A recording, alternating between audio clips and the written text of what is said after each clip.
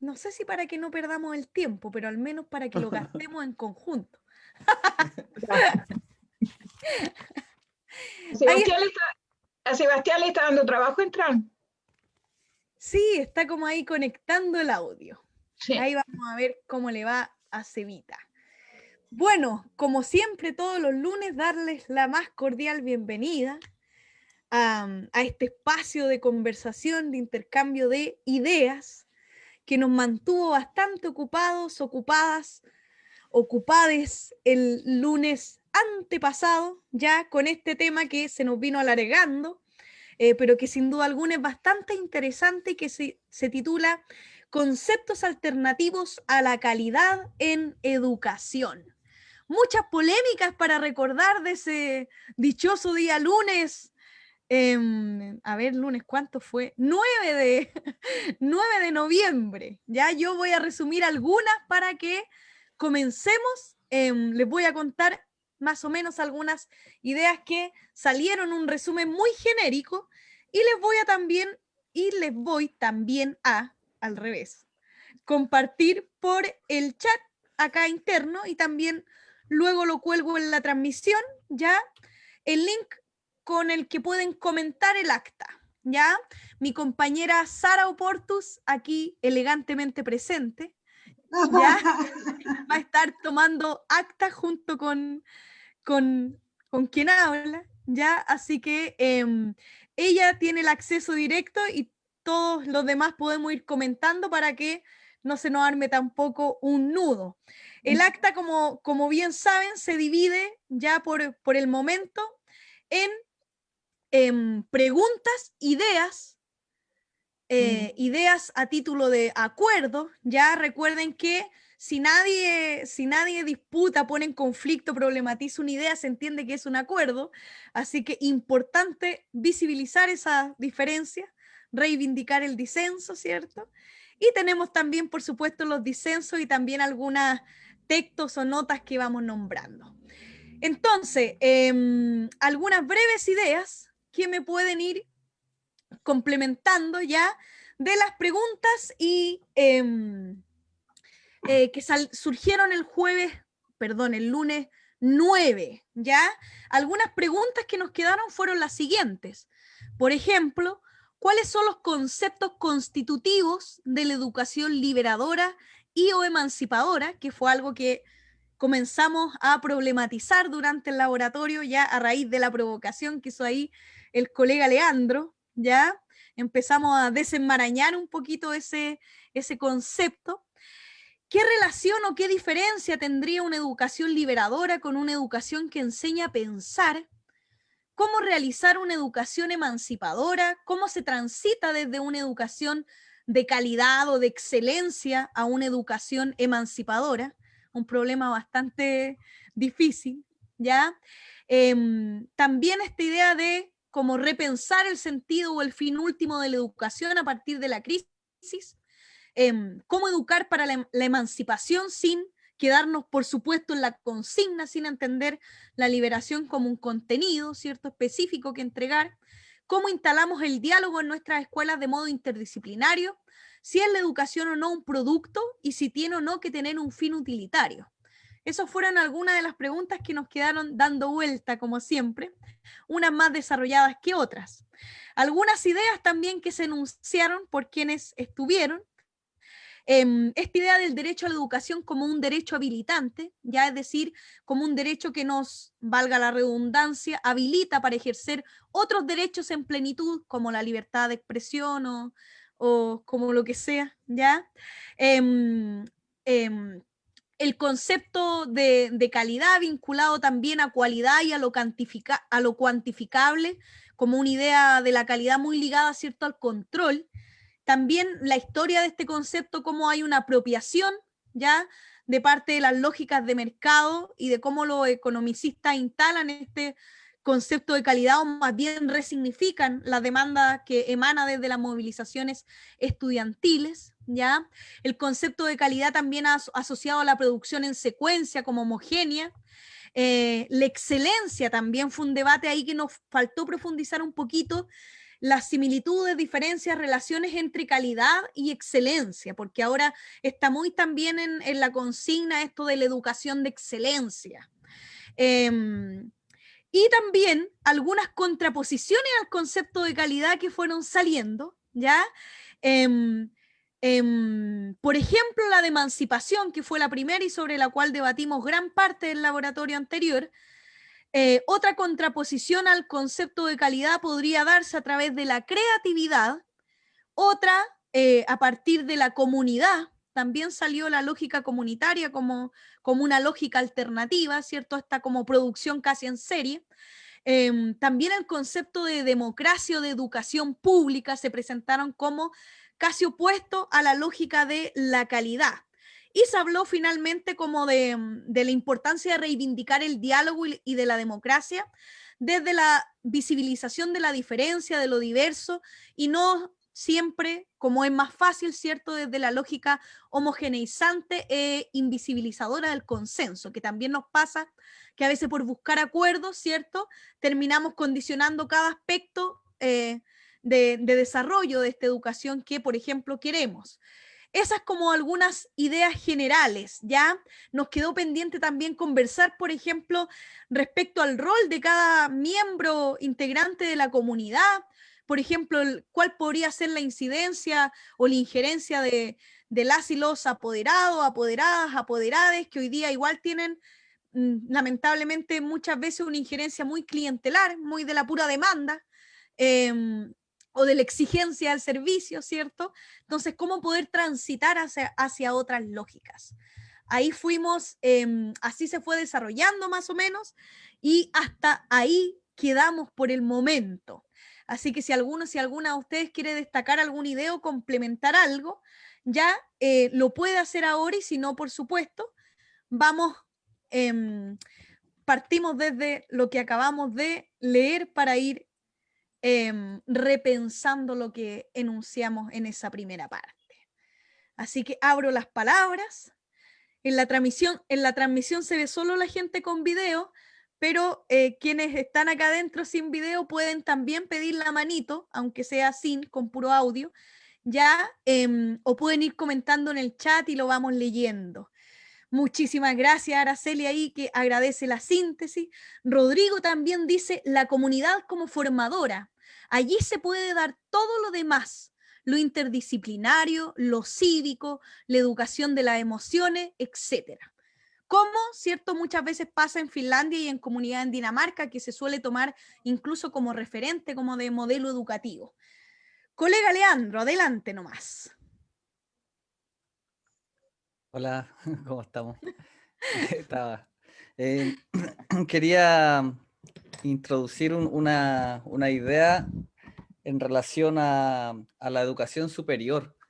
Me parece que cuando estamos pensando como la calidad de la educación, uno como profe de media tiende a pensar, me parece, como principalmente en esta idea de la educación básica, media, pero no está pensando también al mismo tiempo en la educación superior. Y me parece que es súper importante también considerarlo, porque el sistema educativo y la relación con la Constitución tiene que ver también con la educación superior, no solamente con la parte de la educación más. Y en ese sentido, por ejemplo, históricamente aquí en Chile también tenemos distintas planificaciones de la educación superior. Entonces, cuando uno piensa la manera en que se despliega la educación superior hoy en día en función de las leyes, ahí también hay todo un aparataje, ¿cierto? Hoy día el sistema de educación superior tiene este del sistema de acreditaciones, que también es una ley que es súper naturalizado. Hoy día pareciera como que no tiene reverso, es como que ya eso es así, va a ser así para siempre. Y me parece que ese tipo de cuestiones son importantes porque hoy día yo, por ejemplo, en el caso mío, yo soy profe en un liceo técnico profesional.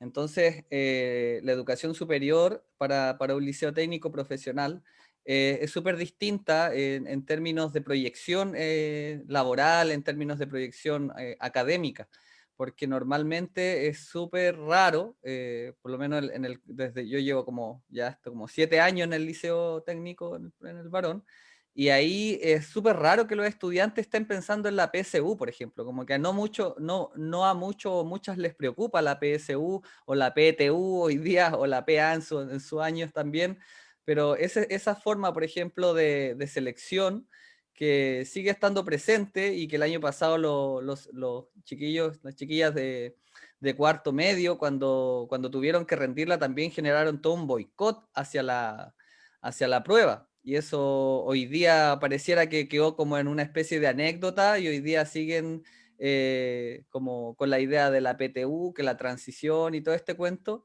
Entonces creo que ahí hay una serie de elementos que también están como más allá de la educación básica y media, o en la educación también de párvulo, ¿cierto? Sino que hay distintas formas de llegar al sistema como totalidad.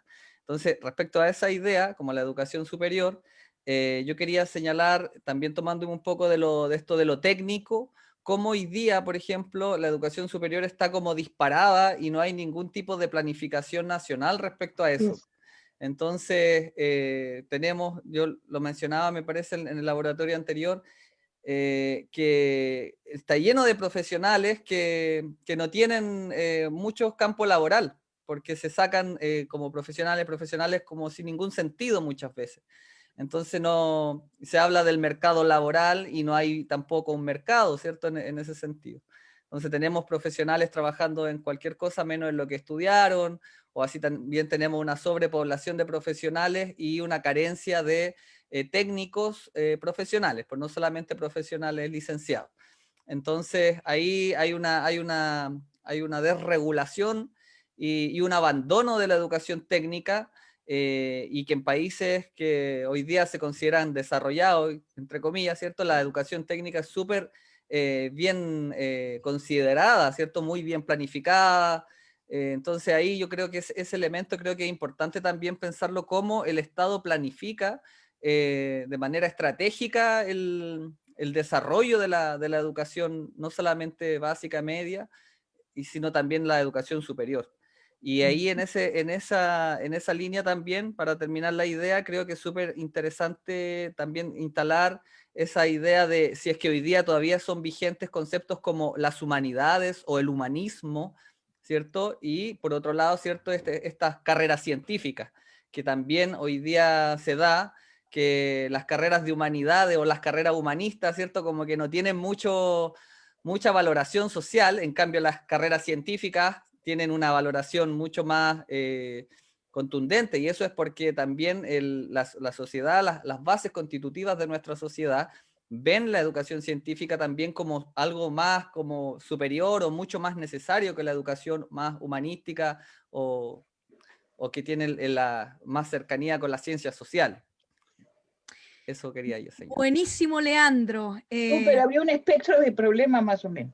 Sí, diste para un mes más de laboratorios, por Leo. Más o menos.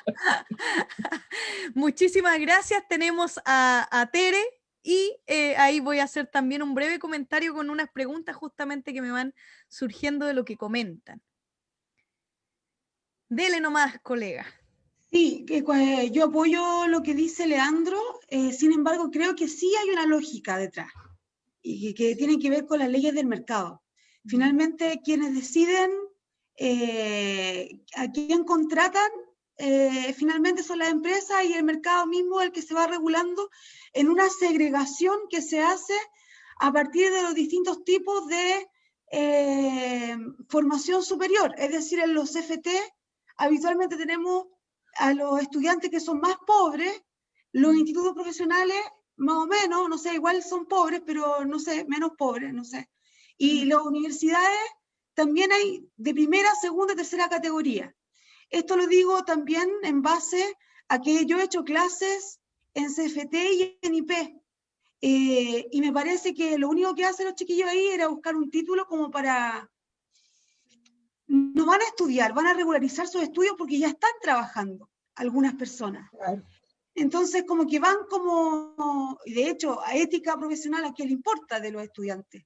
no le importa, el ramo que menos le importa porque es un ramo chaya, como dicen ellos. Entonces también quería hacer ese llamado de atención sobre que el mercado, las leyes del mercado, la oferta y la demanda, es lo que regula como lo regula todo en Chile, pues la salud, la educación, la vivienda, y finalmente yo creo que esos grandes conglomerados económicos son quienes son los mismos dueños de todo, o sea, como que hemos hablado sobre eso también, pues como que hay una acumulación, un monopolio de los recursos impresionante, y que eso obviamente repercute también en cómo está dividido el pan, por decirlo así, el mercado en la formación universitaria y también la formación de media básica y preescolar. Lo otro que quería yo también subrayar, de acuerdo a lo que tú decías, Rocío, de la gran síntesis que hiciste del laboratorio del 9 de noviembre, es que cómo hacer para que el poder no se robe las ideas, porque por ejemplo lo vimos también en ese laboratorio. Cuando el 2011 se forma la Agencia de Calidad de la Educación, ellos como que se meten, o sea, como que roban una idea que está en la calle, la suavizan, la transforman y finalmente te venden una calidad de educación a sus anchas y no necesariamente lo que estaban exigiendo los estudiantes en ese periodo. Entonces, también puede pasar, como en este proceso que estamos viviendo, los conceptos de democracia, de igualdad, de inclusividad. Yo creo que hay una gran disputa que hay que observar a nivel de lenguaje, ya que los significantes son los mismos, pero cómo nosotros le damos otra vuelta de tuerca o le damos como una forma de entender por democracia no lo que entiende el señor presidente, por ejemplo. Y Piñera dice democracia, paz, y yo no sé dónde está la democracia, la paz, etc. Eso quería observar. Súper, Tere, muchísimas gracias. Sí, mira, yo estaba pensando algo similar, igual me gustaría justamente comentar algunas cositas que van saliendo por acá. Rodrigo dice, no olviden la lección de Fellini, el gato pardo. Exactamente. Bueno, primero justamente partir por lo que decía Rodrigo, ya este énfasis en la comunidad. Yo quería preguntarles, así como hicimos el ejercicio con el concepto de una educación emancipadora, ¿qué significaría también una comunidad formadora? ¿Qué características tendría esa comunidad? No sé, por ejemplo, a mí se me ocurre que, así como algo como casi básico, que una comunidad formadora tiene que ser una comunidad que piense, que reflexione, que tenga espacios para eso, como una cuestión casi mínima. Es curiosa la realidad a la vez que describe Leo en su liceo tan lejana, al parecer, a esta PTU, ¿cierto? Y todos estos inventos. Y la verdad es que yo donde trabajo no concibo el liceo sin esas ideas como casi rectoras. Me cuesta verlo igual. ¿Qué pasaría si quitamos eso? Me encantaría saberlo, la verdad. Pero por el momento no puedo saberlo.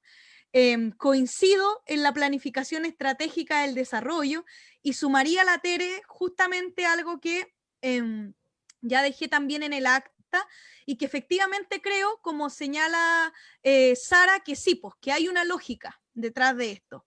Y claro, primero la lógica de que el mercado es el que regula y que esa regulación, ¿cierto?, es casi justa, imparcial y absoluta, más allá de todas las voluntades implicadas. Y también la idea de la libertad abstracta, individual, como la de que en realidad no coartar intereses individuales, como que yo imagino que si alguien dijera, oye, pero ¿por qué vas a querrías coartar tú lo que la gente quiere estudiar, diciéndole cuál carrera puede estudiar y cuál no, a través de una planificación nacional? Yo me imagino que ese sería el argumento en contra, ya lo veo. Y a la vez, ¿ya? A la vez uno podría decir efectivamente contra ese argumento que es una falsa libertad, pues en el sentido de que, claro, vas a estudiar lo que quieres, pero en realidad ni siquiera vas a poder trabajar en eso. Entonces, como que parece que conversábamos antes de abrir el laboratorio que justamente la libertad es como el concepto de la semana. Hay veces que la libertad es bastante liberadora y hay veces en que es bastante fascista el discurso también, pues sobre todo con esto del bus de la libertad y todo eso que está pasando también esta semana. Ahí Tere comenta por el chat la famosa libertad de enseñanza. Enseñanza, por favor. Claro, que siempre está pensada de este modo así tan abstracto, concentrado, que en realidad no garantiza condiciones, garantiza solo la idea de, y eso en la práctica se traduce en que quienes pueden ejercer esa realidad, esa libertad, son efectivamente quienes tienen las condiciones materiales para eso. Entonces, eso, y sobre la pregunta si alcanzan conceptos como las humanidades, el humanismo, yo creo que ya no. Personalmente pienso que ya no. Que el debate se ha ido complejizando a tal nivel que si bien sería súper bueno reivindicar, reconversar algunas ideas, como que no es que no sean vigentes, sino que ya no son suficientes, pues no dan cuenta de toda la pluralidad de visiones que hay adentro, sobre todo en el caso latinoamericano de los feminismos. Entonces, sí me pasa eso. Ahora, efectivamente, sobre la pregunta que se hacía al respecto de si existe todavía esto de humanista y científico, en la nueva reforma ya no, po, en teoría, pero igual está dividida por áreas, pero como que hay que mezclarlas. Pero sí siempre me ha parecido una contradicción enorme esta idea como de la formación integral, mientras en los colegios como que los separamos en científico y humanista. O sea, es como que, ¿qué mensaje le estamos dando de la teoría a la práctica, po? Y aún así, cuando se dice, ¿cierto?, ¿por qué el sistema educativo no funciona? Se dice, ay, es que los profes no conocen las bases curriculares. Entonces siempre la culpa igual es de los profes, a propósito de una publicación que hizo Seba por ahí estos días. Sí. Eso por el momento. Araceli, dele nomás. Bueno, o sea, yo creo que han abierto así un espectro muy grande de cuentos y me parece muy fascinante. Yo estaba pensando en lo que planteó Leonardo sobre la enseñanza, la educación o enseñanza técnica, o como se llame. Yo creo que eso tiene una larga historia en todos los países latinoamericanos porque nosotros somos, ¿cómo se llama? Nosotros somos herederos de los españoles. Y no se olvide que aquí existía una cuestión que se llamaba de las manos muertas, ¿sí? En toda América Latina. Y trabajar con las manos era pecado, que es una posición totalmente distinta, ¿sí? O sea, nosotros seguimos, en muchas de esas ideas están los borbones detrás, ¿sí? Porque sigue habiendo un pensamiento borbónico sobre el sistema educativo. Fíjense que para mí hay una historia muy espectacular en este país, o sea, la Universidad Santa María es una copia del Caltech, del Instituto Tecnológico de California. Esa es una diferencia abismal. Y la Universidad de Santa María tiene una escuela industrial, donde los egresados pueden entrar a la universidad. Así que ahí hay que mirar esas cosas porque hay espectros, hay algunas situaciones y algunas condiciones en muchas instituciones que son bastante particulares. Fíjense que para mí hay una cosa que es muy impresionante, o sea, en Francia los artesanos se certifican entre ellos. Y hay un gran cartel que dice que los artesanos son la primera industria de Francia. En un país que tiene cero materias primas, para empezar, ¿sí? Lo único que tiene son neuronas, ¿sí? Pero es lo único.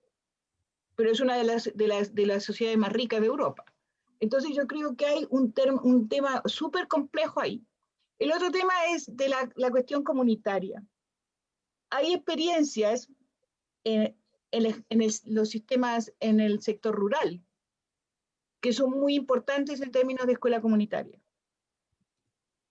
donde la comunidad tiene un gran nivel de participación. Hay, por ejemplo, un programa que se hizo hace miles de años, que fueron 2 lugares exóticos, ¿sí? Porque se hizo en el Uruguay y en Irán, que funcionó mientras la UNESCO puso la plata, ¿sí? Que eran programas rurales, de escuelas rurales asociadas, y donde la comunidad tenía un gran nivel de participación, porque además las escuelas también jugaban con la educación de adultos. Entonces, el experimento está en los archivos de UNESCO, el del Uruguay se llamaba La Mina. Entonces, las escuelas estaban asociadas y tenían proyectos comunes, donde los papás de los niños que estaban en la escuela participaban activamente. En parte eso se tomó cuando se hizo en los fines de los años 60, ese proyecto de Escuela Nueva en Colombia, porque estaba dirigido por algunos de los viejos que trabajaron en la Escuela de la Mina, en el programa de la Mina de UNESCO. Entonces también la comunidad tenía mucha parte, y todavía tiene muchas de las escuelas de Escuela Nueva colombianas. Entonces hay una experiencia que habría que mirar sobre estas escuelas comunitarias, ¿sí? Porque no es algo que se conozca, porque son asociaciones de escuelas, son escuelas asociadas en ciertas regiones que tienen situaciones comunes, intereses comunes, etcétera, etcétera, o sea, para que la cosa funcione, ¿sí? Y resulta que en los países, cuando se terminaron los financiamientos, las cerraron porque decía que eran demasiado políticas, para que vayamos entendiendo de qué se trata. ¿Sí? O sea, cualquier trabajo con la comunidad es político, ¿sí? Porque es hacer fluir el pensar. Y eso no le gusta mucho a la gente, ¿sí? Sobre todo al poder político de turno. Entonces, esas son dos cosas para mí que son bien importantes.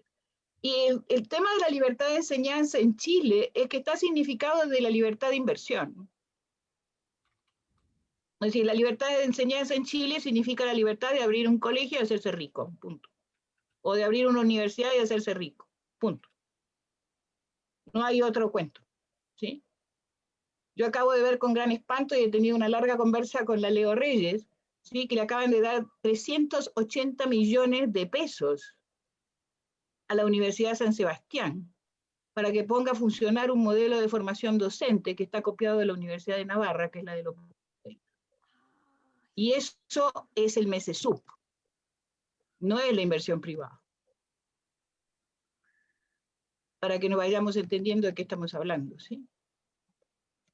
Con una decana que encima para ella, pobrecita, fue estudiante mía en la Católica en trabajo social y de educación sabe tanto como yo de chino. Chuta. ¿Ya? Uy. Entonces, para que sepamos en qué país nos estamos moviendo también, pues, porque nosotros podemos hacer una maravillosa proposición, pero tenemos que tener súper claro qué es lo que, hasta dónde, ¿sí? Y la otra cosa que no hemos discutido, yo se los pongo arriba de la mesa, porque no hace mucho estuve en otra reunión de estas raras con los colombianos, porque ellos tienen sus propios problemas. Y les inventaron una misión de sabios que más o menos va a cerrar las facultades de educación para crear un gran instituto nacional de altos estudios en pedagogía, lo cual quiere decir que no sirve para nada, para nada y para nada, ¿ya? Pero tenemos un problema. Nadie discute los fines de la educación. Sí. Cierto. Y ese es un pequeño tema, digamos. Solemos subentenderlos como... No, taken for granted, nada. Sí, es cierto. ¿Cuáles son los fines de la educación? ¿Qué es lo que queremos formar? ¿Para qué es el sistema educativo? ¿Para formar trabajadores? ¿Para qué? O sea, son estas cosas que hay que tomar alguna decisión y tener una propuesta. O sea, si vamos a tener una constitución, por lo menos en la constitución tendría que estar los fines de la educación del país, digamos. Sí, de hecho tendría que estar declarado ahí para después ver... Para poder después ver cuáles son los decretos complementarios, como se llaman en cuentos, cómo se ponen en práctica. Pero los fines de la educación son un cuento súper fuerte, ¿no? Así es. Esos son como mis primeros comentarios. Después tengo otros más, pero no importa, sigamos. Pero lo de la educación técnica me interesa sobremanera. Muchísimas Porque yo conozco experiencias distintas.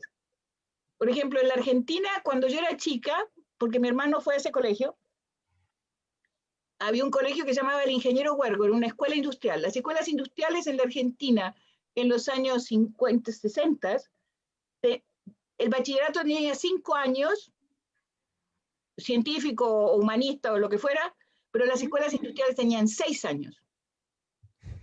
Y había una que era el modelo patrón, que se llamaba el ingeniero Huergo. Y de esa escuela, la gente que se graduaba allí pasaba directamente a la Facultad de Ingeniería de la Universidad de Buenos Aires. Porque había 3 instituciones similares. Esa escuela,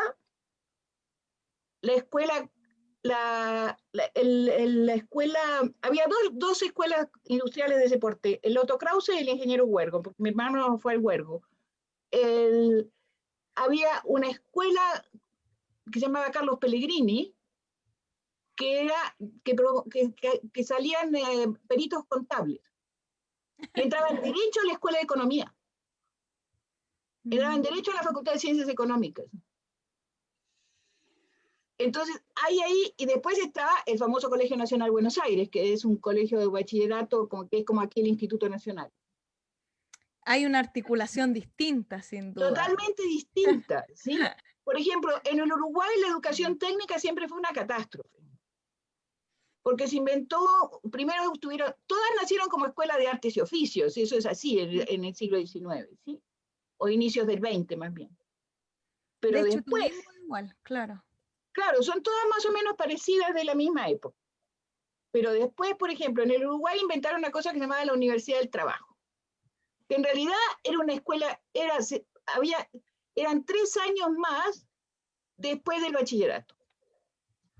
O sea, salían como técnicos intermedios. Y que era como un instituto profesional aquí, más o menos. O sea, porque eso es más o menos el promedio, o sea, o un CFT o una cosa así. Claro, entonces, es más o menos el modelo. Entonces, hay que indagar para ver cómo se estructuran los sistemas educativos, porque no es fácil la cuestión, ¿sí? Sí, de hecho, a raíz de lo que dice Leo también nos surge esa pregunta, como él pregunta también por la universidad. Claro, nosotros habíamos estado hablando mucho de la escuela, entonces cómo creamos una lógica justamente que permita articular todo esto tal como nos va mencionando Araceli también. ¿Y para qué? Justamente que es la pregunta, el lenguaje aristotélico teleológica, como a la cual se orientan todos los medios. Tere. Pero hagamos una sesión de fines de la educación. Sí, yo creo que va a ser Podemos necesario. hacer un laboratorio donde podríamos ponernos las pilas para pensarlo en los fines de la educación. De hecho, si quedamos cortos en sin duda vamos a tener que extenderlo hacia allá. Así que creo que tiene Porque toda yo creo que es un tema, pero complejo a esta altura. No es nada fácil. Sí. Sí, y pensando yo creo sobre todo en el marco legal que va a dar. Sí, yo creo que en ese sentido Araceli tiene mucha razón, porque al igual que como existe una lógica que es la del mercado, ¿cierto? Que regula quién tiene empleo, quién no tiene empleo, qué abogado vale más. Un abogado de la UDA no va a valer lo mismo que un abogado de la Chile, etc. Es muy importante contraponerle al poder, porque ellos saben lo que quieren con el sistema educativo. Absolutamente. Y lo hemos hablado acá hasta el cansancio, ¿cierto? Quieren trabajadores, quieren personas que no piensen, personas que sean útiles al sistema, bla, bla, bla. Lo hemos hablado hasta el cansancio en estos laboratorios. Sin embargo, qué bueno que se pueda dar una instancia de un laboratorio específicamente para ver los fines de la educación. Es muy importante lo que manifiesta Araceli. Yo lo que quería también aportar era con respecto a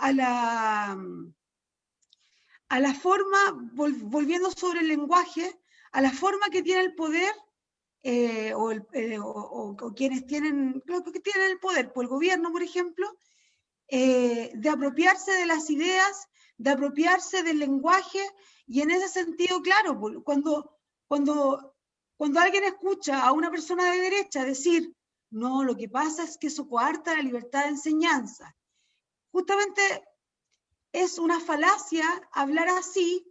¿Por qué? Porque en el fondo lo que se está defendiendo es lo que decía Araceli, libertad para crear un negocio. Eso es la libertad de enseñanza, que tiene capital, puede fundar una organización y ponerle un letrerito y empezar a vender como se venden telas, como se venden cueros, como se vende lo que sea. Eso quería decir por otro lado. Y también creo yo que es muy importante el concepto que estamos empleando sobre comunidad formadora, también en relación también podríamos desarrollar esa idea, que sería hacer como una suerte de investigación histórica con respecto a lo que es la educación técnica universitaria, bueno, todo el sistema educativo, y para ir viendo cómo se van relacionando. Porque, por ejemplo, yo soy de provincia, de Angol, en Angol estaba el liceo comercial, y eran 5 años, y tú salías de contador, de secretaria, y como que no era necesario ir a un CFT en ese tiempo. En ese tiempo uno llegaba y ya era contador, con los 5 años de enseñanza. Estaba la escuela agrícola, estaba la escuela industrial. Entonces habían como ramas, pero tú no necesitabas ir a un CFT. El técnico te lo daba solamente el hecho de haber salido de educación media.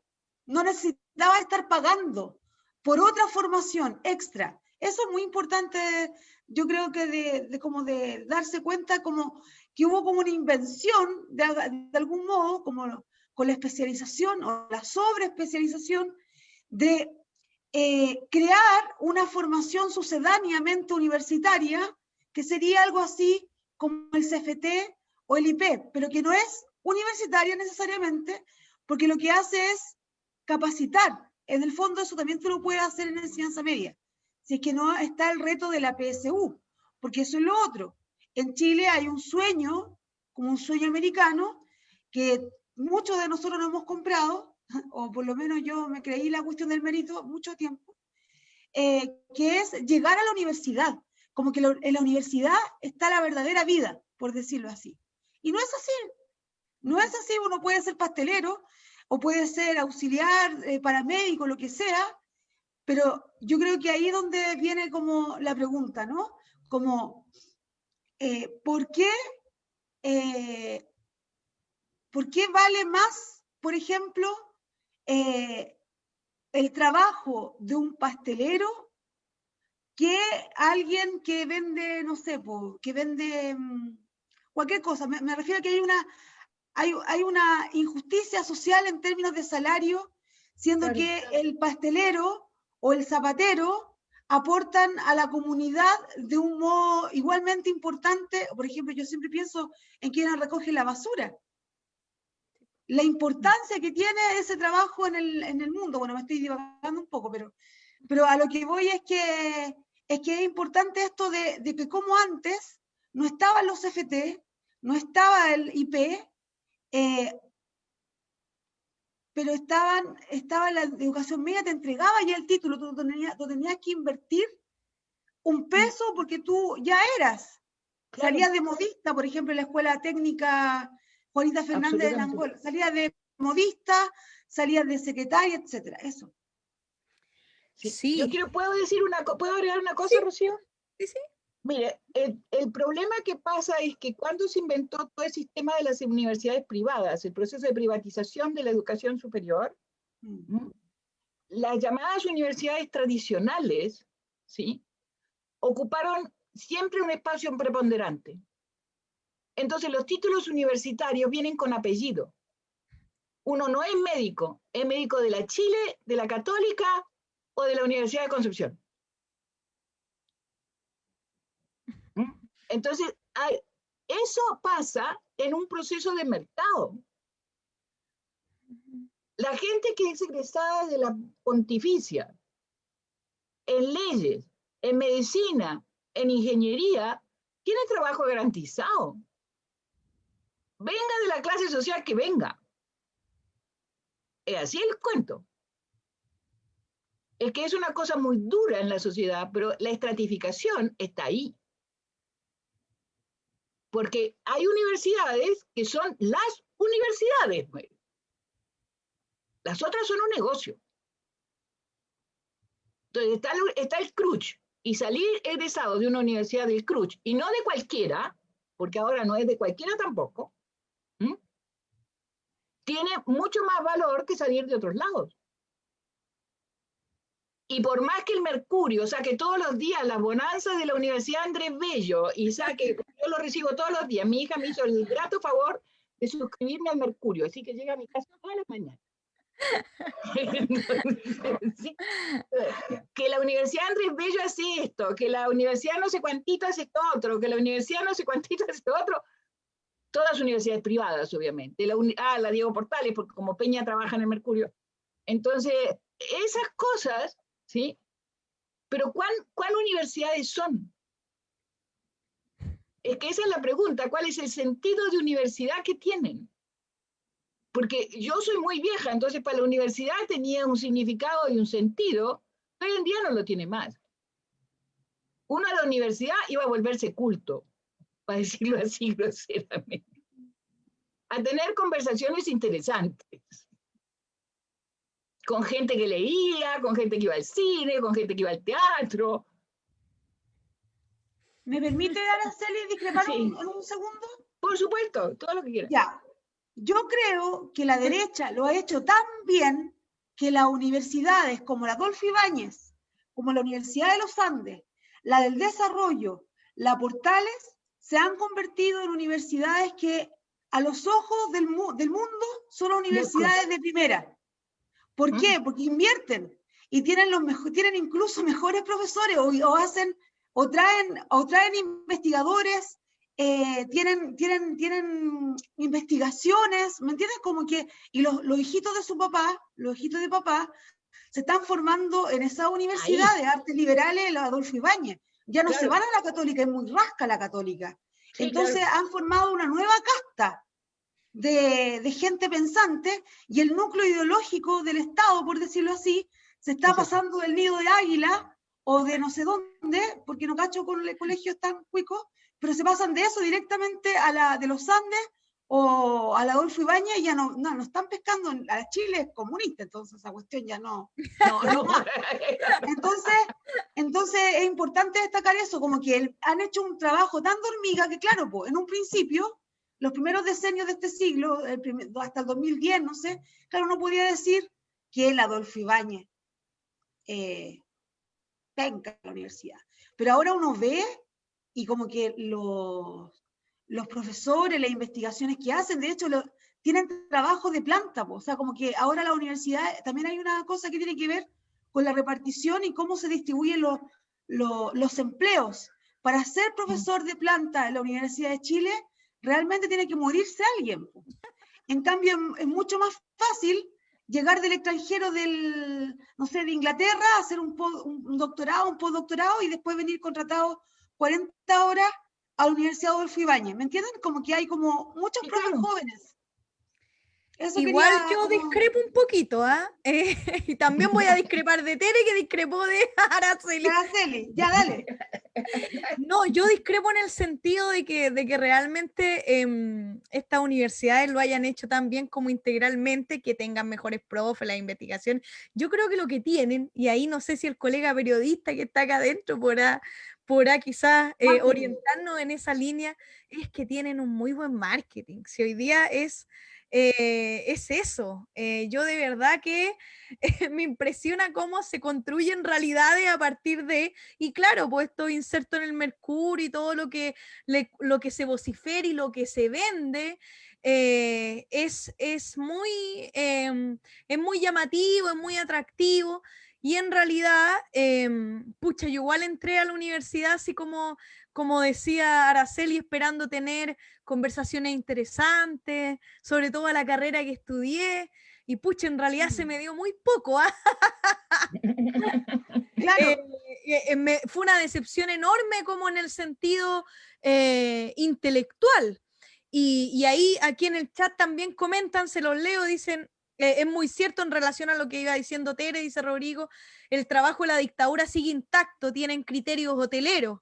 Eduardo también, que está acá adentro, dice, y ojo, la Universidad de los Andes, está bueno el pelambre aquí, ¿eh? La Universidad de los Andes, comillas, apadrina a los hijos de campesinos en Buíndice, sí, donde trabajo, para que conozcan estas experiencias de calidad internacional. Y ahí alguien de quien no diré el nombre por seguridad, dice, yo estuve en la Universidad de los Andes y es un hotel.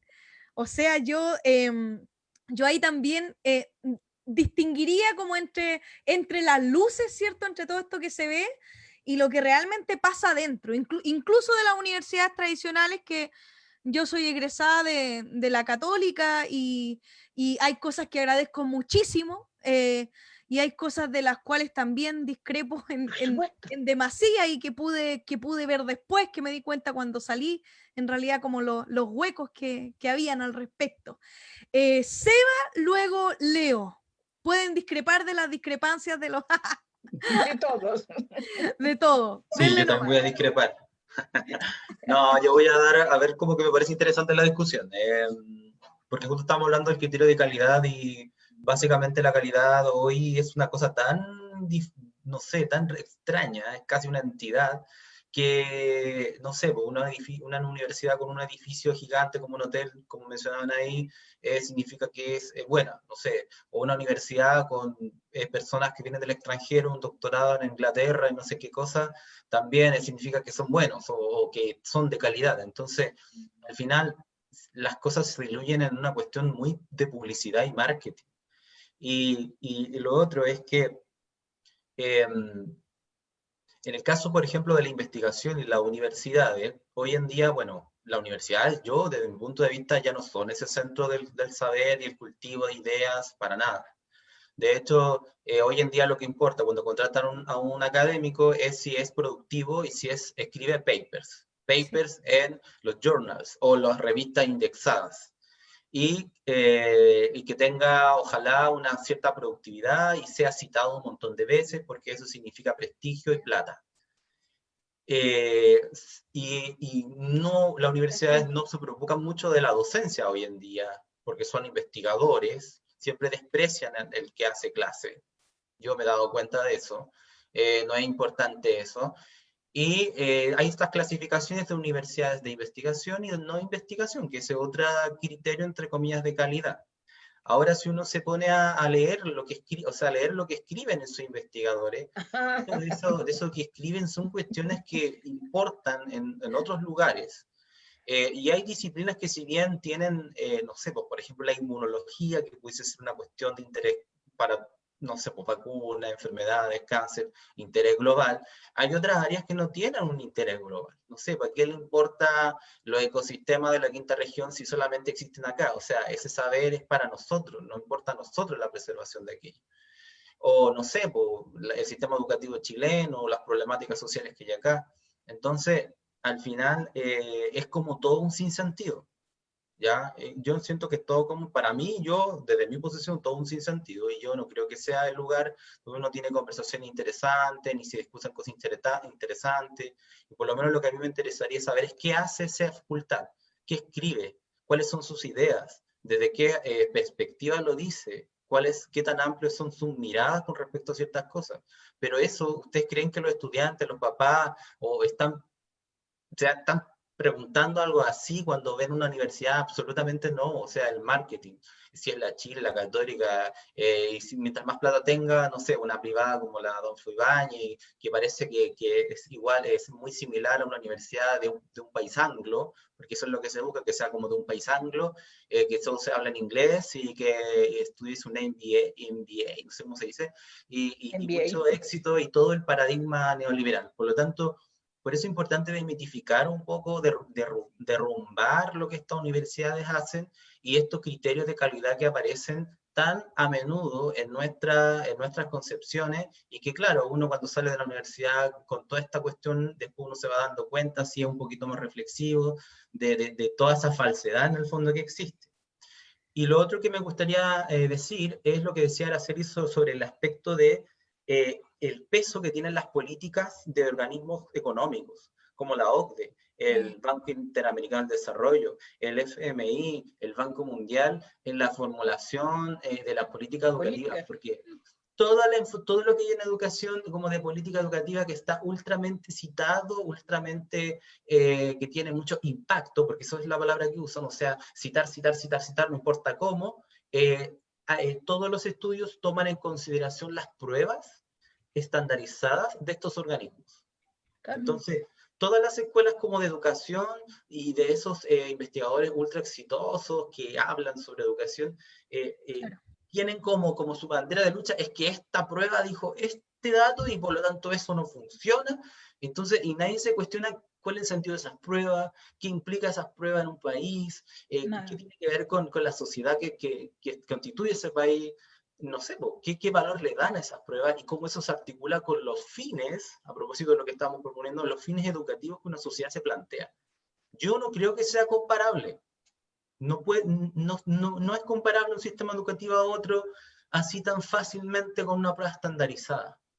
Y eso hay que quitar también de la idiosincrasia docente y de la idiosincrasia de los expertos y eso que tenemos nosotros arraigado en nuestras concepciones. Muchísimas gracias, Seba. Y bueno, todo esto igual tiene un correlato en los colegios. Pues no sé, yo creo que habría que replantear ahí, por ejemplo, lo digo también desde la ignorancia, por si hiero, ofendo a alguien, pero la pega que se hace, por ejemplo, dentro de, no sé, por la orientación en los colegios, que es como... no diré más, solo lo dejaré ahí y me retiraré lentamente mientras le doy el pase a Leandro.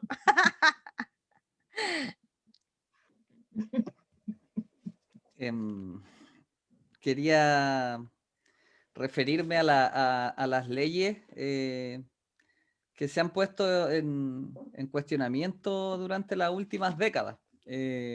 Una de las grandes hazañas del movimiento de los pingüinos,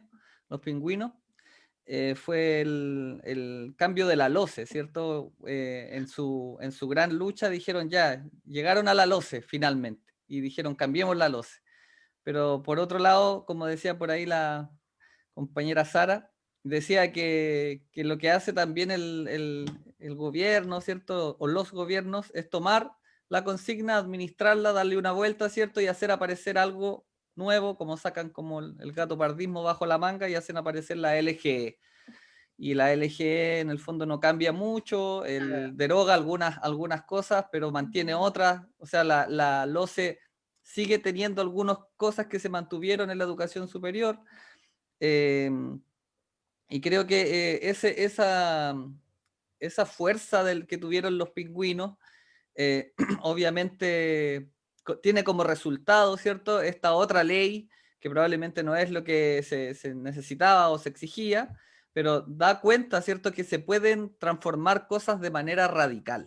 Yo creo que esa lección, de alguna manera, que nos entregan los secundarios y secundarias, es súper importante porque nosotros cuando pensamos en los cambios que se están dando como posibilidades de cambio en este cambio constitucional, estamos pensando en los 2/3, ¿cierto? Como con la calculadora en la mano.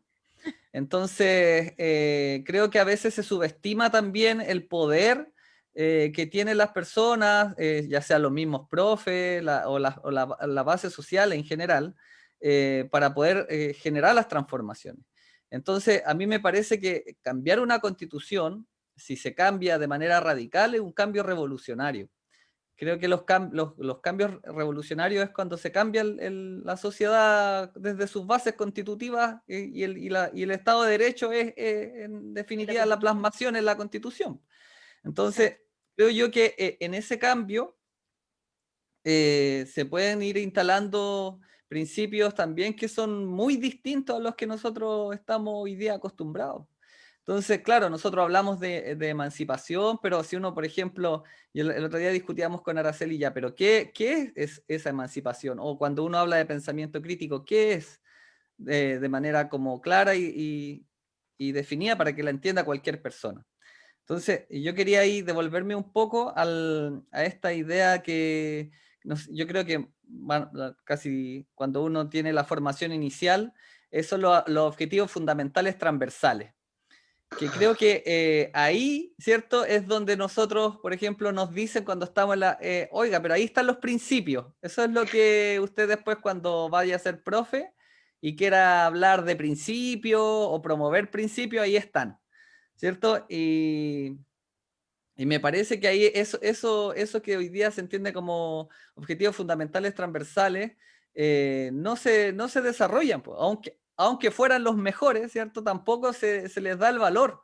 Porque si uno ve, por ejemplo, cuando se ve la cobertura curricular, estoy hablando muy así en modo UTP, Sí. la cobertura curricular en la escuela, ¿cierto? Cuando ven, a ver, ¿cuánto se abordó del currículum? No están ni ahí con los objetivos fundamentales transversales, porque están como de adorno ahí nomás, pues. Entonces, me parece que si fuesen de manera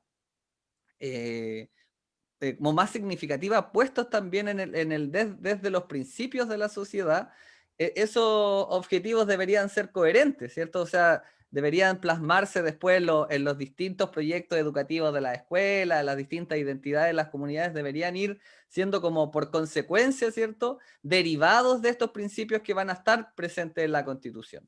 Entonces, pensaba yo, por ejemplo, ahí en esos objetivos transversales, como las ideas que están ahí, se habla ahí, por ejemplo, yo me acuerdo cuando egresé de profe, hice el trabajo de título tenía que ser orientado hacia la parte pedagógica.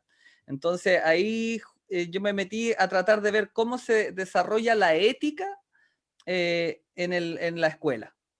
Entonces, ahí, por ejemplo, lo que decía la Sara, eso de los ramos chaya, ¿cierto? Es como que la ética que es una cuestión súper importante para una sociedad, Y ¿cierto? para cualquier profesión, por ejemplo. Claro, para cualquier, por en general, no aparece como algo importante.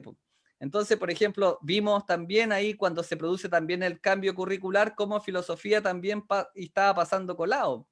Entonces ahí tuvieron que salir, ¿cierto? A defender un saber, a defender una posibilidad de currículum, pero si no lo hubiesen hecho, filosofía para la casa.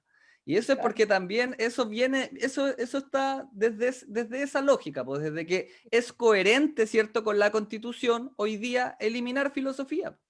Es coherente. Entonces, me parece que lo que debería como hacerse a la hora cuando nosotros pensamos la Constitución es que sea absolutamente incoherente eliminar un ramo como de filosofía del sistema curricular.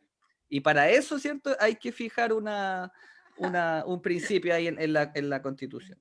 Y ahí yo quería, ahí como para volver un poco más a lo específico que plantea, no me acuerdo qué compañero planteó en el último laboratorio, me parece que era el profe que también es abogado, decía, no, parece que no era él, pero decía la cantidad de páginas, decía así como, ¿en cuántas páginas estamos pensando la Constitución? Porque si estamos pensando una Constitución para 20 páginas, hay que pensar de manera estratégica, ¿cierto? De cómo qué cosas queremos poner, ¿cierto? ¿Cómo qué cosas vamos a impulsar ahí? O si estamos pensando una Constitución más en extenso, ¿cierto? 50 páginas más, ¿cierto? Es súper distinto a la hora de pensar cómo se van plasmando las ideas. Creo que Araceli hace un rato también planteaba que tenemos que pensar qué artículos, cómo lo plantearíamos nosotros en términos como para que se entienda clarito lo que queremos que esté ahí, sí y solo sí, ¿cierto? Cosas que no podríamos transar si es que pudiésemos nosotros tener, por ejemplo, la posibilidad de estar ahí, no sé, Araceli ahí redactando la Constitución. ¿Qué cosas tendríamos que decirle? Araceli, esto no lo podéis transar. Cosas así, pienso así. Piso mínimo. Muchas gracias, Leandro. Yo igual me voy a tomar la palabra y voy a aprovechar de leer algunas cositas que están aquí en el chat antes que Araceli nos presente su candidatura.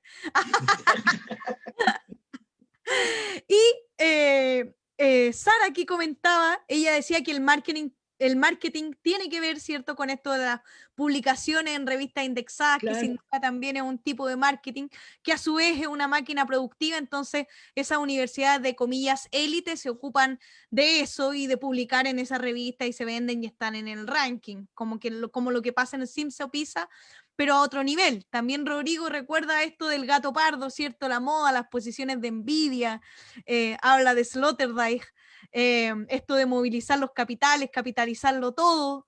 Además dice que ya sabemos que todos esos organismos están podridos hasta su esencia.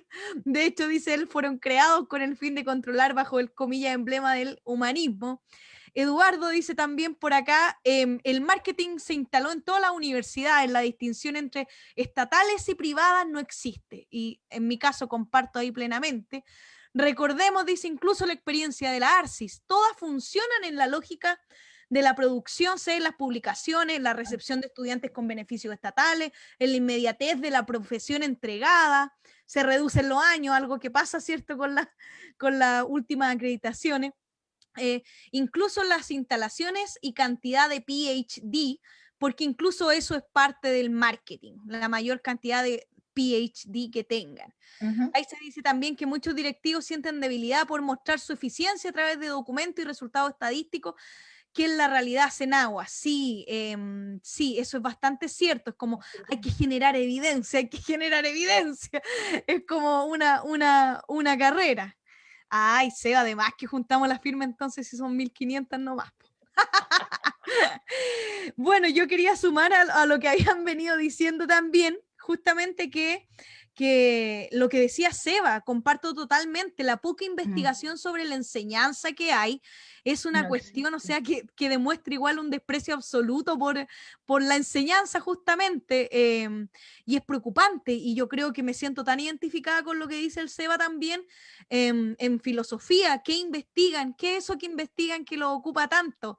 Yo no sé, de verdad, yo creo que un 80% es pura basura simbólica, tiene cero impacto en lo real las investigaciones, pareciera que viven en un mundo paralelo, de verdad.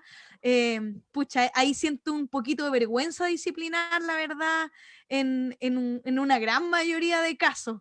Y no sé, a mí me pasó que mis mejores profesoras de universidad, en realidad eran los menos dados a estas lógicas de, por ejemplo, tener que escribir, como también tenía otros que cancelaban la clase porque estaban obligados, porque ese día tenían que entregar fondar, no sé, fondes, cualquier cosa que tuvieran que hacer.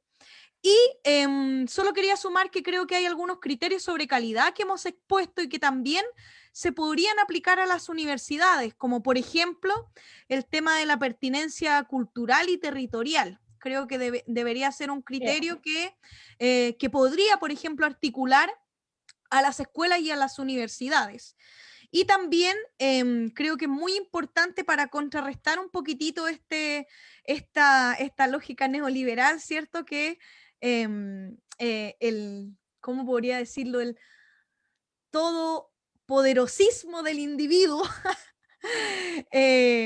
También sería interesante, creo yo, pensar en una universidad, una escuela que, también pensando en la redacción, donde el foco del desarrollo, no del desarrollo, porque eso también es muy de la lógica fuerina, pero donde el foco de la enseñanza estuviera no solo en el individuo, sino también en la comunidad, pues, tanto para las universidades como para la escuela.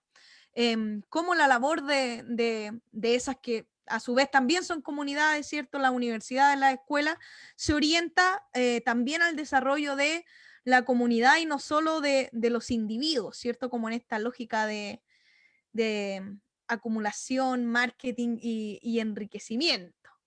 Y ahí Seba deja un dato en el chat, dice que el 98% de los que leen papers leen los abstracts o los resúmenes. Sí. Muy poco leen las investigaciones, muy poco de lo que se escribe tiene realmente relevancia, incluso en las diferentes disciplinas, desde su propia lógica cae en un sinsentido. Sí, además que hay una ruma de chanchullos que publican en grupos, se agregan a la lista de los investigadores, después publica el amigo y lo suma también, entonces se abultan los currículum y bueno, yo creo que igual ahí en filosofía hay un trabajo interesante, al menos el que ha hecho José Santos respecto como a develar esas lógicas de la mini pyme, del paper y toda esta cuestión avasalladora también, que convierte justamente la universidad en cuchitriles de negocios también. Sí, claro. ¿Puedo decir algo? Por supuesto. ¿Cuándo la candidateamos? Yo creo que hay unos temas que se están planteando que tienen mucho que ver con nuestra discusión sobre la calidad. Por Porque esta historia de los papers y compañías, ¿sí?, ha sufrido una distorsión terrible en la historia incluso de la investigación científica. Porque se han hecho fraudes, se han publicado cosas que no correspondían, o sea, se han copiado, se ha plagiado, pero a diestra y siniestra, o sea, hay toda una cantidad de aspectos que son muy complejos y que nadie los puede controlar muy bien, parecería, ¿sí?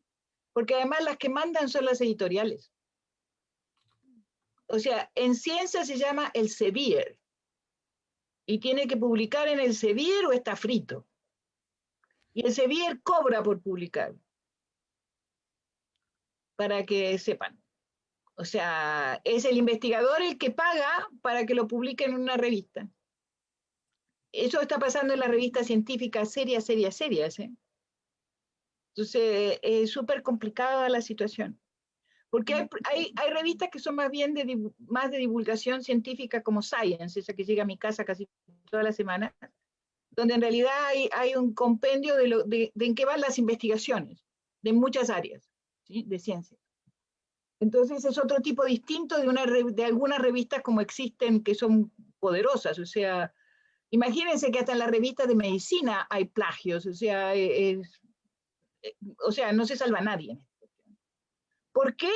Porque hay que publicar, porque esas son puntitos y puntitos y puntitos y puntitos para ascender en una carrera académica. Y eso es lo único que termina siendo.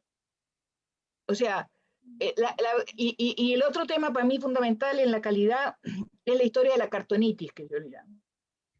Que es un término muy colombiano, porque la cartonitis es juntar diplomas. Porque los diplomas son cartoncitos, ¿sí? Entonces hay que tener muchos cartones, ¿sí? Y los cartones a veces no importa mucho de qué universidad son, sino que sean cartones. Porque hay universidades y universidades, ¿sí? Y eso es por ejemplo, a mí jamás en la vida, y me disculpa si alguien ha pasado por aquí que lo ha hecho, yo jamás hubiera ido a España a hacer un doctorado en educación. Nunca. Pero nunca en mi vida. Pero resulta que cuando se abrió aquí la puerta para los doctorados, todo el mundo se iba para España porque nadie hablaba inglés. Claro. Entonces, ¡pum!, todo el mundo se iba para España. Entonces tenemos una cantidad de doctorados de universidades que, por favor, pero están, o sea, publican. Entonces tienen puntos. Yo podría nombrar gente, pero no lo voy a hacer. ¿Ya? Sí, ya. Porque si no, no van a votar por usted, por Araceli. No, si no me importa. Olvídense, no hagan esa cuestión, por favor, ¿eh? Está prohibido. Entonces, ese término, el cuento de los doctorados, es muy complicado. O sea, porque yo personalmente hice mi doctorado y lo terminé cuando cumplí 68 años, para que sepan. Porque estaba en Francia y decidí que este cuento de no hacer nada, después de escribir 2 libros, no era mi estilo. Entonces empecé a ir a unos seminarios a Nanterre, el tipo que dirigía los seminarios es un tipo fantástico, y yo le pregunté si no me dirigiría mi tesis doctoral, me dijo que sí, por supuesto. Entonces no me aceptaron, no me validaron nada de lo que yo había hecho, mi maestría, nada. Yo tuve que empezar con el DEVAL, del Departamento de Estudios de Profundización, ¿sí? Y después entré al doctorado. E hice un doctorado que no tiene nada que ver con lo que yo hago. Lo que he hecho tradicionalmente, digamos, en mi carrera. Yo hice un doctorado sobre las bibliotecas jesuitas en el siglo XVIII. ¿Sí? Hice mi doctorado en historia cultural. Lo pasé en bomba. Y además después de eso tuve que empezar a pelear aquí por las cuestiones.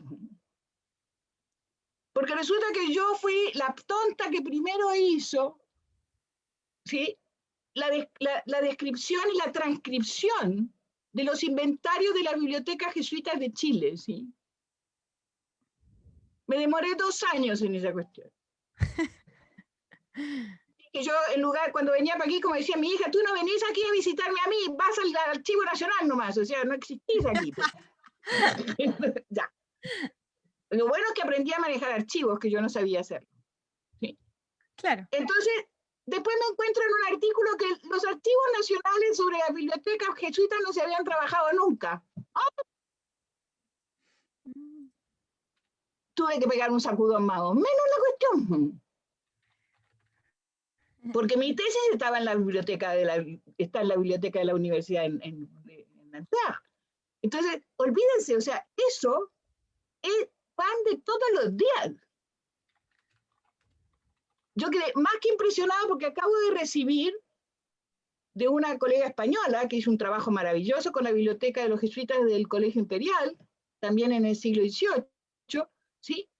¿Qué puso en su trabajo, en un trabajo que va a publicar ahora? Dándome las gracias por yo haberle pasado mi tesis doctoral. Eso no pasa nunca en este país, jamás.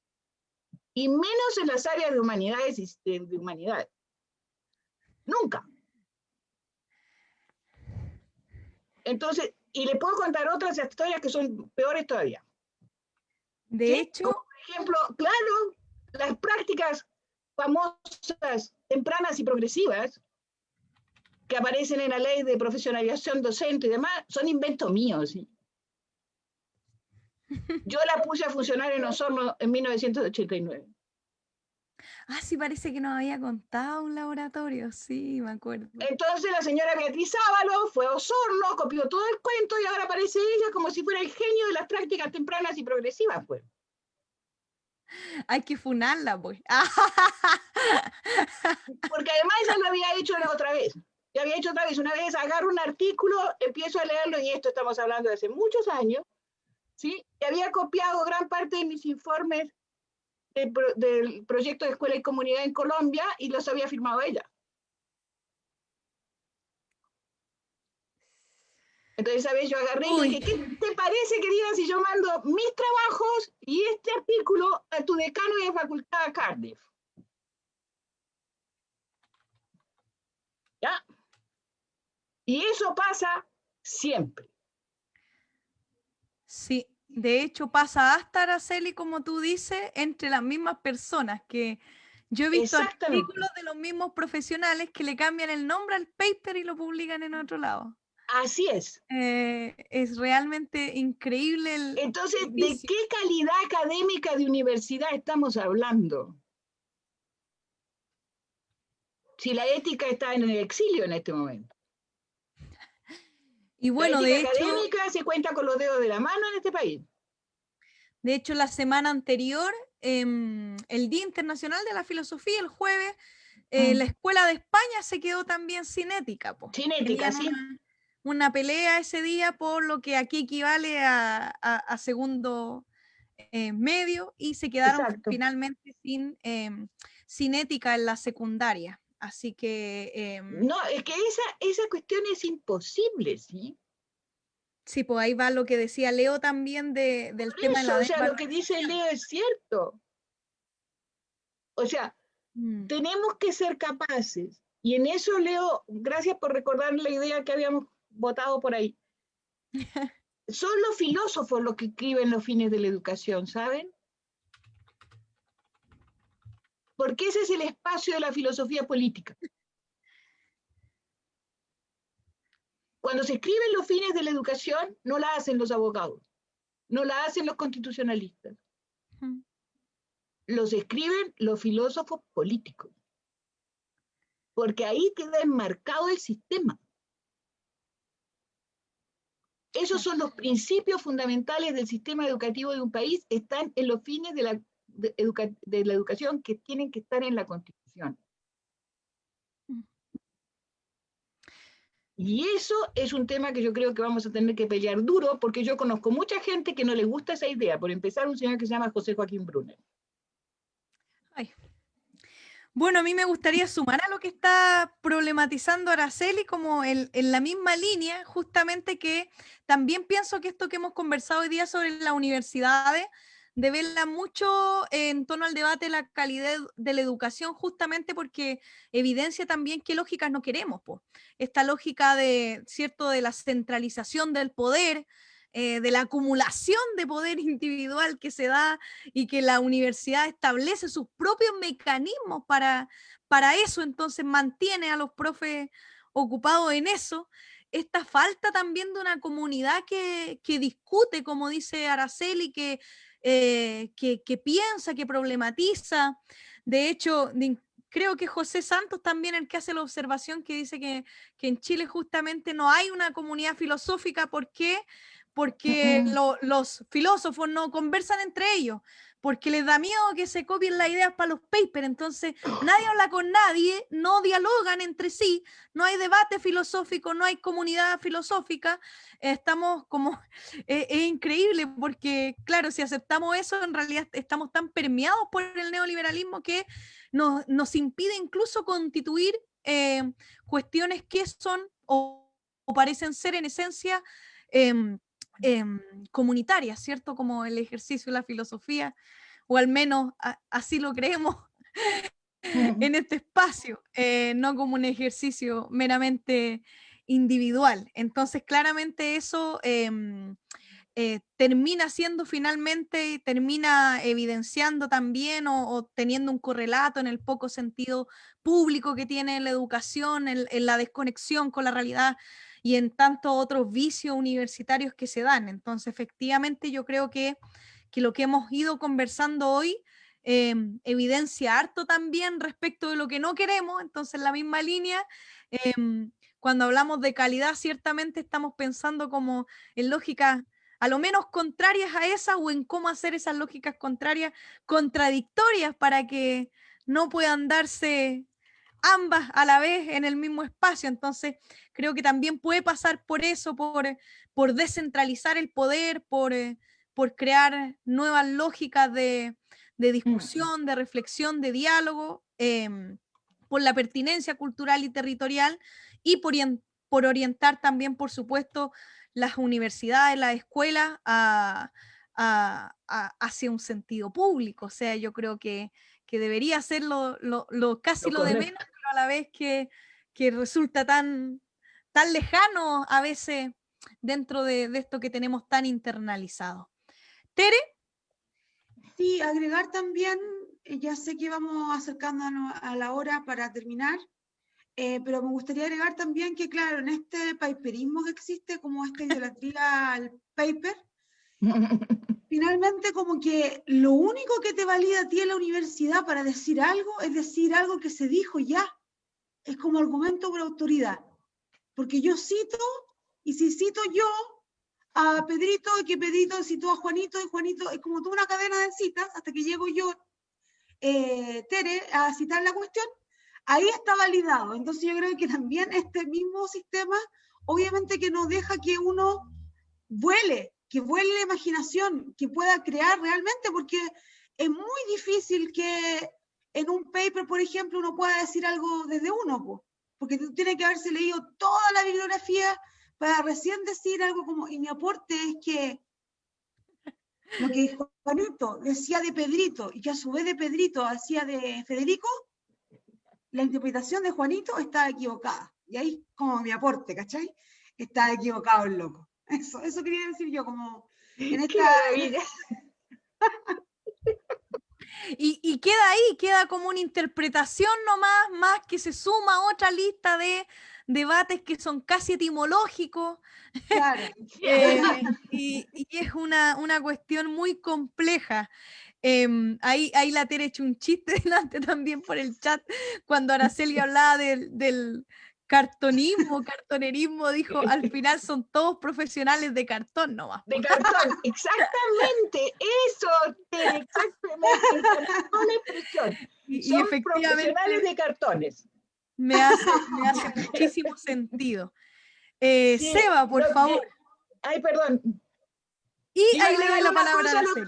yo creo que iba a agregar solo una cosa a lo que dijo Tere. Lo que pasa ahí, Tere, es que se inhibe completamente la capacidad de pensar por cuenta propia y de expresar sus propias ideas. Porque si tú eres disidente de lo que piensa la mayoría de la gente, o aquellos que han leído todos los papers de Juanito, Pedrito y todos los demás, y han citado a todos los Pedritos y a todos los Juanitos en su trabajo, si tú vas a decirle, mira, así no es, yo pienso y tengo la hipótesis que posiblemente sea así, olvídese, crucifixión, pública. Sí, yo quería decir algo muy similar a lo que dijo Araceli y también lo que mencionaba Sara, de que muchos de estos académicos jóvenes y exitosos, porque pueden tener una cantidad de años y todos son jóvenes y exitosos, eh,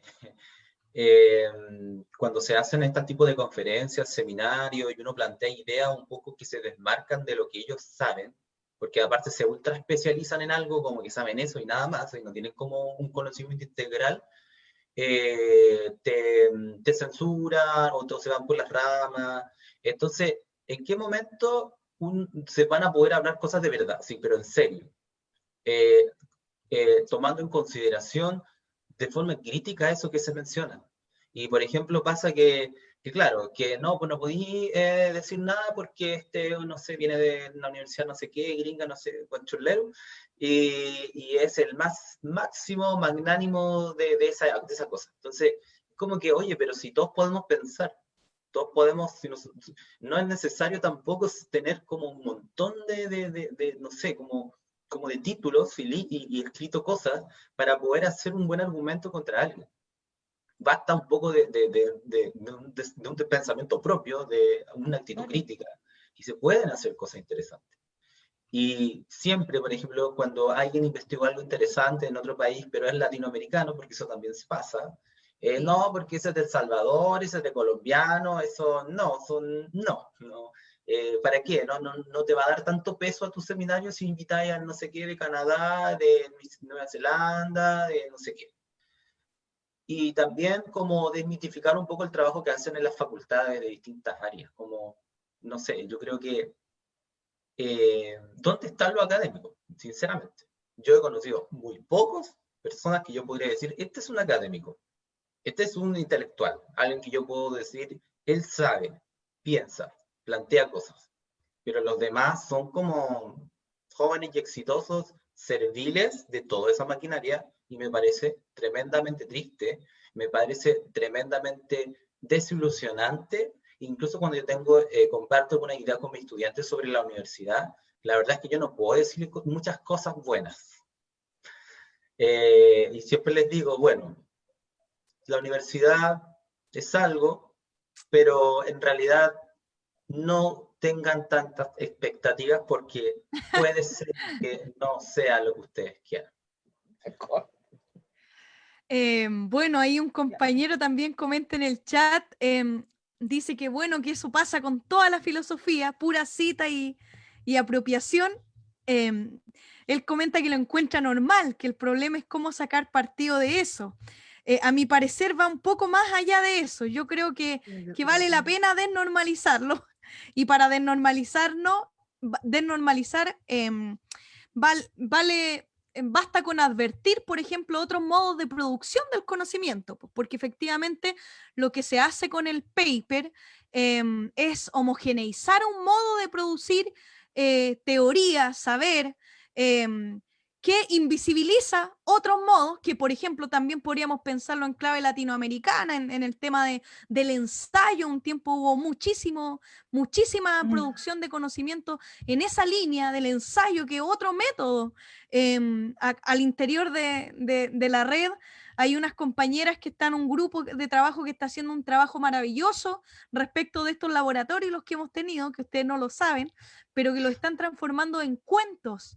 Entonces, son otros modos de producir conocimiento, y efectivamente lo que pasa es que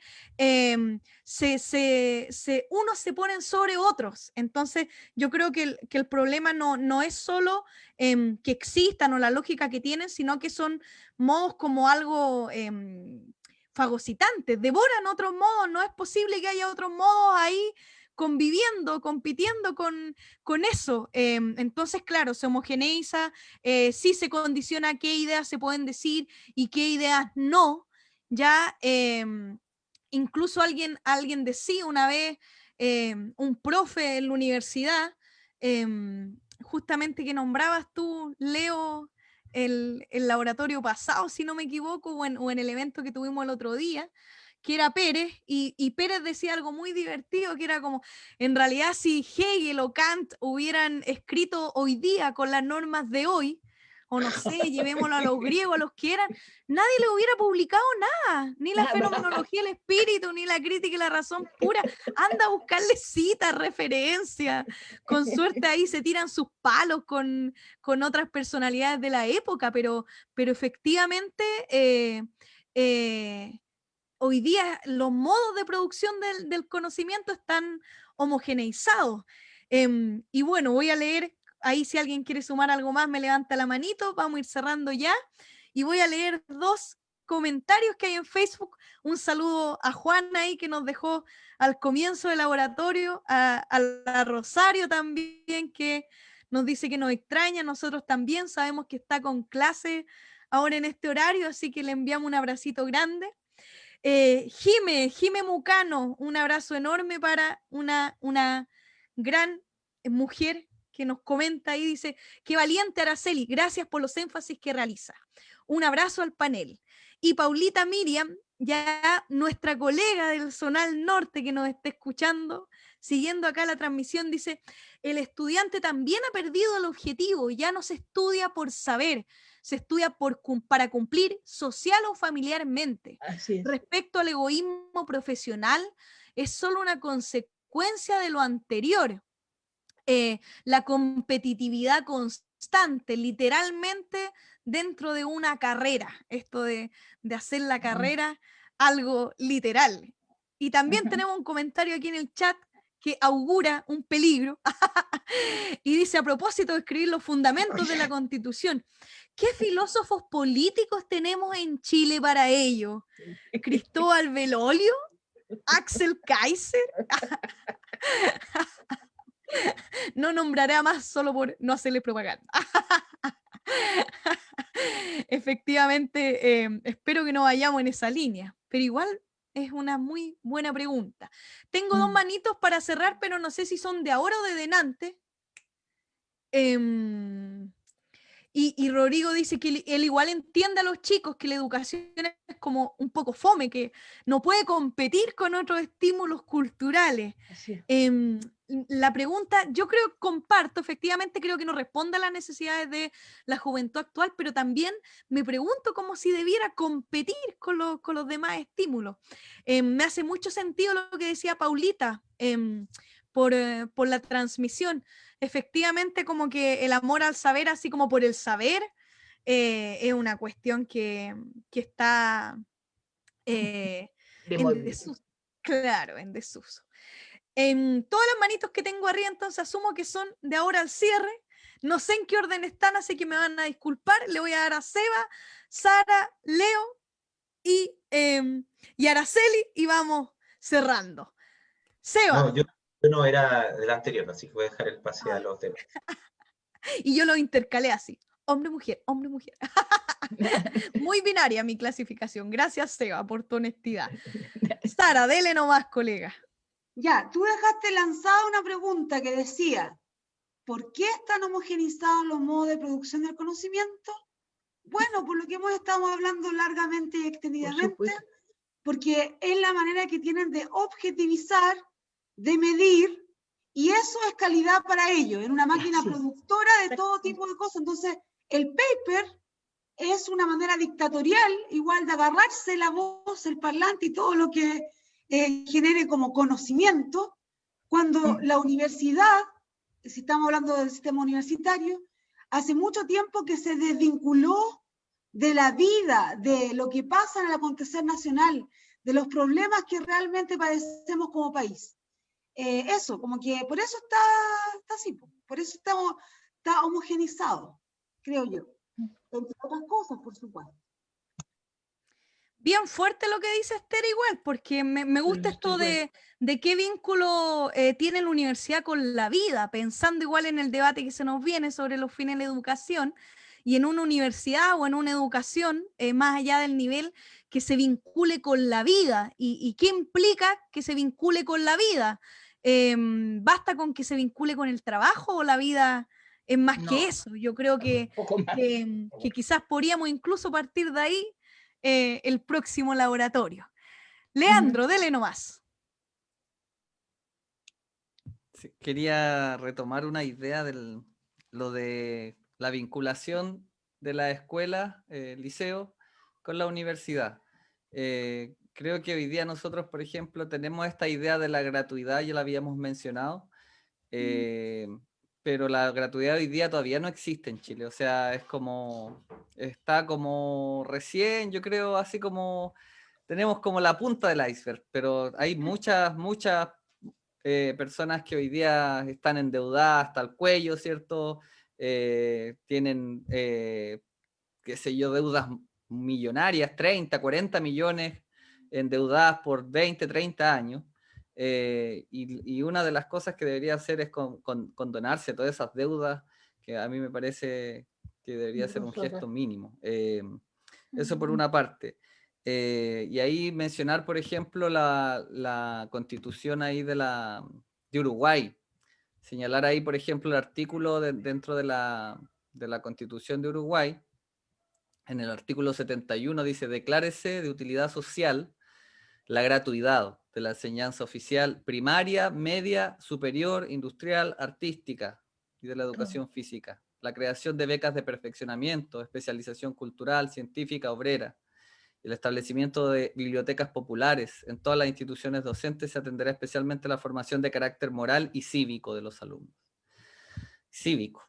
Que no olvidamos un poco eso, lo que señalaba de los objetivos transversales, que aparecen ahí en el marco curricular: el crecimiento, autoafirmación personal, desarrollo de pensamiento, formación ética, bla, bla, bla, bla. ¿Cierto? Aparece uno de los principios que aparece ahí escondidito, pero ahí uno si lo mira así con detalle, aparece, por ejemplo, que se fomenta el matrimonio. Eso aparece en el marco curricular año 2009. O sea, viene con LGE incluida. Leo, perdona, pero nosotros lo teníamos hasta el año pasado en los objetivos del plan de psicología de tercero medio, el tema de la valoración del matrimonio y el ideal de familia tradicional. Era parte de los objetivos del programa el año pasado, filosofía, que era psicología. Claro, es muy raro eso que se fomente el matrimonio. Yo no tengo nada contra el matrimonio, el que quiera hacerlo que lo haga, pero el Estado no puede estar fomentando ese tipo de cosas. Me parece una cosa muy rara. Y lo último ahí es señalar que, bueno, desde el punto de vista de la vinculación de lo técnico, de los liceos técnicos, ¿cierto? Con lo que señalaba Araceli también, con la Federico Santa María, se están viendo también, yo por lo menos de las experiencias que he visto en los últimos años, algunos programas que hoy día, por ejemplo, tenemos los propedéuticos que ya están funcionando en la mayoría de las universidades, que me parece una buena iniciativa. Sí. Y lo otro es que, por ejemplo, hoy día la Santa María tiene varios ingresos especiales donde ellos dan un cupo, aseguran un cupo en varias carreras a los liceos técnicos profesionales, donde no les piden pruebas de ingreso. Lo que me parece que es lo que debiera hacer, ¿cierto? Es como en el fondo se requieren este tipo de profesionales o de técnicos profesionales, ¿cierto? Y lo que tenemos que hacer es fomentar eso, ¿y cómo se fomenta? Sacando las trabas que impiden que esas personas, ¿cierto?, ingresen a poder continuar sus estudios. Sobre todo en un contexto, imagínense hoy día, donde, por ejemplo, voy a poner el caso de mi liceo, chiquillos que, por ejemplo, el año pasado tuvieron muy poquitas clases por todo lo que fueron las movilizaciones y después este año la pandemia. Imagínense los chiquillos que están saliendo hoy día de cuarto medio, tuvieron súper pocas clases. Entonces esos chiquillos tienen que ser nivelados de alguna manera y van a egresar de cuarto medio y van a salir ¿a dónde van a salir? Van a salir a trabajar, ¿cierto? Entonces tienen que entrar un propedéutico y el propedéutico ahí les puede dar, ¿cierto?, la entrada mucho más fácil. Ahora, sabemos que los propedéuticos, al ser un programa como muy como inicial, toma algunos cupos nomás y son poquitos. Entonces lo que hay que hacer es tratar de ampliar eso. Y para poder ampliar, hay que ampliar también el financiamiento de las universidades estatales en el caso que no existan, ¿cierto? Entonces hoy día no hay cobertura tampoco en las universidades estatales, porque tampoco existen las universidades estatales.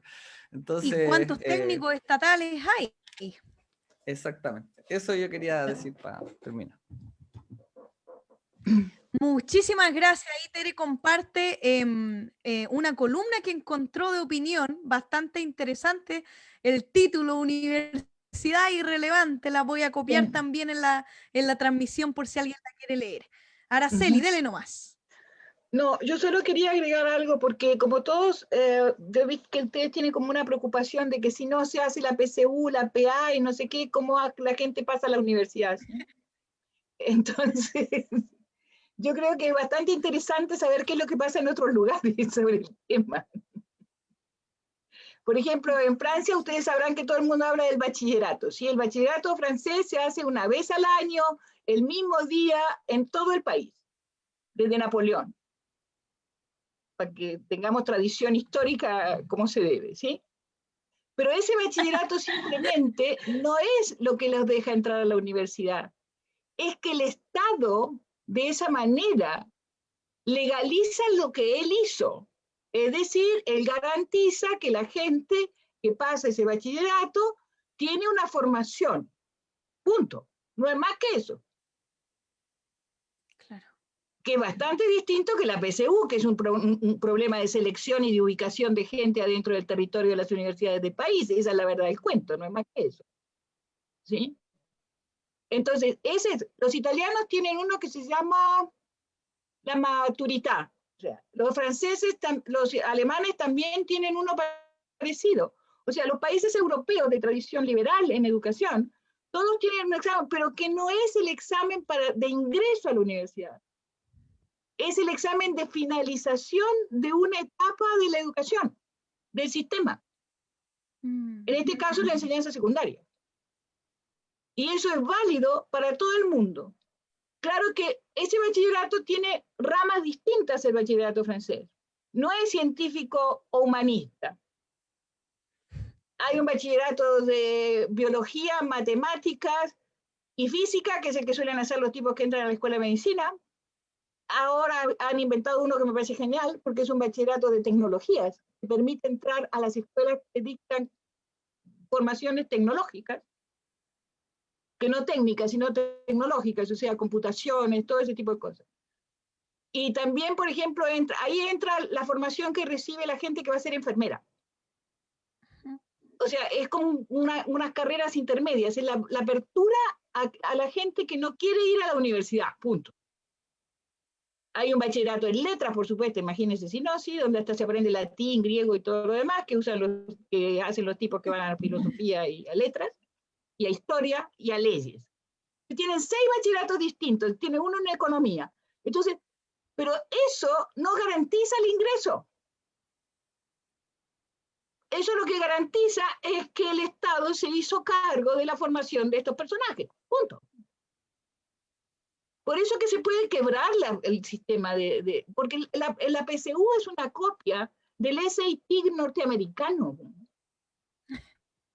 Si no es otra cosa. Lo que trajo la Erika Himmel, que Dios la tenga en el lugar que corresponde, es el modelo gringo de ingreso a la universidad y de distribución de gente. La no versión cruna, dice Seba ahí en el chat.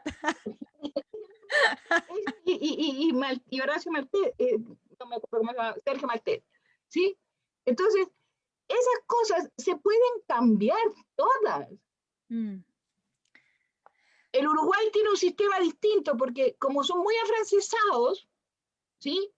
Uno hacía 4 años de liceo y 2 años de preparatorios. De preparatorios a la universidad. Pero el título de bachiller era cuando uno terminaba los preparatorios. Y había preparatorios para medicina, para cada una de las universidades. ¿Sí? Entonces, y eso es un tema distinto. Después se cambiaron los 2 años de preparatorio por un último año nomás y dejaron 5 años de bachillerato. Y alguien que decía por ahí, que creo que es un Rodrigo que ha escrito todo el día hoy, eso de los 3 campeonatos mundiales, no. Lo que dice sobre la formación cívica, Leo, la ley uruguaya, está escrito en esa misma ley desde 1877. Porque ese es un país laico, laico, laico, laico. Y no hay tutía con el laicismo. No sé, o sea, cuando pasó toda esta cosa terrible con el profe francés que asesinaron, que degollaron, ¿sí? Por haber mostrado las caricaturas de Mahoma, Yo le decía a Patricio, mire, ¿sabe qué pasa? Yo puedo entender a los franceses porque yo me crié en un país que desde el punto de vista del laicismo es igual, pero no todo el mundo entiende qué significa el laicismo. Por ejemplo, los diarios gringos criticaron a Macron. Olvídese, los gringos no saben lo que es el laicismo. No van a saber nunca. Claro, porque no entienden. O sea, es un cuento a veces muy difícil de entender. Sí. Ellos creen en el creacionismo, todavía. Pero además del creacionismo, son unos tipos muy imbuidos de su tradición, de los pilgrims y toda la historia. O sea, es una sociedad que tiene mucho de religiosa todavía. Bueno, igual la nuestra. Igualitas, querida. Si hay muchas en América Latina, olvídese, ni hablemos de los colombianos, porque sálvese quien pueda, ¿sí? Entonces, toda esa cuestión. Y los brasileños, que además se junta la religión con la macumba, así que se termina de complicar todo el cuento, ¿sí? Entonces, hay una cuestión que es muy complicada y es entender qué diablos es una sociedad laica. Muchísimas gracias, Nosotros tenemos Araceli. matrimonio civil desde la época del Moco, o sea, desde fines del siglo XIX, ¿sí? Hay registro civil desde fines del siglo XIX, le sacaron todas las vainas a la iglesia, a los cementerios, todo para afuera. Y era una cuestión civil, era la sociedad civil. Y eso es, no más. Perdón por la largura de la despedida, pero a mí me importaba mucho aclarar ese cuento. Sí, de hecho yo también me gustaría cerrar destacando lo que dice Araceli, porque yo creo que en la filosofía no hemos advertido lo importante que es el laicismo justamente para el proyecto educativo que queremos. Por ejemplo, si tenemos el laicismo, en realidad podemos advertir que la discusión sobre los fines y los principios está zanjada antes de darla. Y justamente el único modo de permitirnos este espacio y también para co-construir, ¿cierto?, la filosofía de la educación que necesitamos, es quitar a la iglesia del camino, porque si no la discusión ya está dada, pues qué deliberación Absolutamente, eso es lo que hay que hacer. Exactamente, qué deliberación vamos a tener si en realidad tenemos eso de por medio. Así que importante, muy importante, y también algo que se preguntaba el Seba y que también dejó la pregunta bueno, él hacía la observación a propósito de la pedagogía anarquista en el chat, y también como tarea pendiente, mirar otras constituciones, ¿cierto? Ya tenemos un documento para el próximo laboratorio que va a ser sobre los fines de la educación. Y también mirar qué pueden aportar pedagogías populares o generalmente marginales a la educación también, que sea ahí importante. Rodrigo comenta, dice, tenemos que aceptar que estamos ante una sensibilidad caracterizada por la selectividad cognitiva. Podemos elegir lo que queremos aprender, todo sirve, pero con cierta organización, porque al final mucha gente solo quiere tener un trabajo que le permita independizarse y hacer lo que quieran. Sí, yo creo que tiene harta razón. Ahora la pregunta es si la educación está también ahí para permitirlo, para tapar los baches del sistema laboral. Pues yo me pregunto si la educación debiera dedicarse, por ejemplo, a suplir eso de como eso que quiere la gente, que creo como Rodrigo que es completamente válido, ¿cierto? Independizarse y tener una autonomía mínima que le permita también vivir dignamente. Y ahí él dice que vuelva el fundamento de la educación y sacamos evaluación, por ejemplo. Ahí Leo nos comparte un texto también por interno, así que quedamos con harto material para el próximo laboratorio. Gracias a quienes estuvieron aquí, gracias a quienes nos acompañaron por la transmisión. También sabemos que es una fecha increíblemente difícil. Nuestras caras de mi casa quemándose lo dice todo.